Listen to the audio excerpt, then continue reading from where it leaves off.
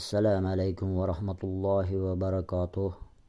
Avvalambor Alloh taologa hamd, payg'ambarimiz Mustafa sallallohu alayhi va sallamga ko'pdan ko'p salovat va salomlarimiz bo'lsin.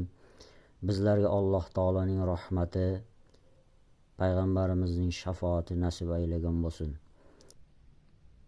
Bismillahirrohmanirrohim.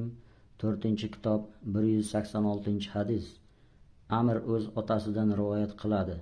Amr ibn Abu Hasanning Abdulloh ibn Zayddan Nabiy sallallohu alayhi vasallamning tahoratlari haqida so'raganiga guvoh bo'ldim. Shunda u bir idishda suv keltirishni so'radi. Keyin ularga Nabiy sallallohu alayhi vasallamning tahoratlari kabi tahorat qilib berdi. Idishdan qo'liga suv quyib, ikki qo'lini 3 marta yuvdi. Keyin idishga qo'lini solib, 3 hovuch suv bilan og'zini chayib, burniga suv olib qoqdi.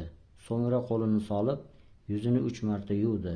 Keyin ikki qo'lini tirsaklarigacha 2 martadan yuvdi. Keyin qo'lini solib, boshiga masx tortdi. Qo'lini oldidan orqaga, orqadan oldiga qarab 1 marta yurg'izdi. So'ngra ikki oyog'ini to'piqlari bilan yuvdi.